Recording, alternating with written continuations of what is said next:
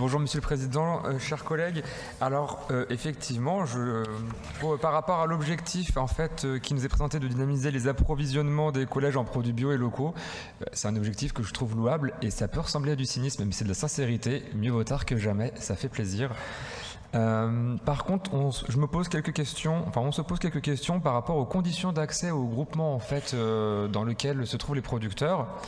Et enfin, par rapport à l'objectif, donc moi j'avais bien noté effectivement l'objectif d'un repas bio par semaine. Par contre, est-ce que vous avez des projections en termes de date pour atteindre cet objectif ? Et ensuite, j'avais juste une petite remarque. Parfois, dans les établissements scolaires, quand on parle avec les chefs d'établissement, c'est pas toujours simple de faire des repas 100% Côte d'Or ou des repas bio pour trouver tous les produits.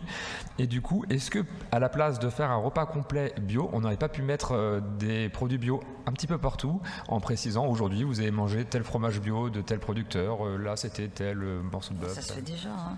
Donc voilà, c'était tout ce que j'avais à dire parce que pour inciter les établissements scolaires, je me disais que un peu plus de souplesse, ça serait peut-être mieux pour pas s'approprier la règle en fait. Voilà. Alors oui, mieux vaut tard que jamais, je retiens votre formule. Je tiens à dire que le conseil départemental n'a pas à rougir de tous les efforts qui sont faits en matière de restauration scolaire. Nous travaillons depuis maintenant des années justement sur le mieux manger et des produits donc bio, de qualité, de notre terroir et territoire. Donc je crois qu'aujourd'hui, c'est pas mieux vaut tard que jamais. Nous y sommes depuis déjà longtemps.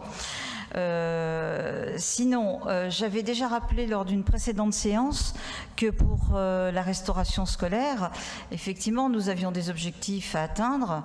Nous les atteignons, nous sommes quasiment aux objectifs que nous souhaitions avoir, mais il faut travailler avec également les responsables de la restauration scolaire.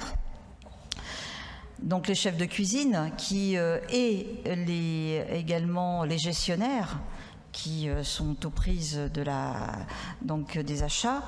Et vous avez toujours les bons et les moins bons élèves. Donc il ne s'agit pas de martyriser, d'imposer, il s'agit de travailler ensemble, de faire en sorte de les accompagner pour aller naturellement vers l'excellence. Et c'est tout le travail qui est mené par le conseil départemental pour justement mieux les éclairer, mieux les informer, pour assurer ces achats et également aller au plus près des producteurs pour que nos producteurs puissent pouvoir alimenter nos collèges.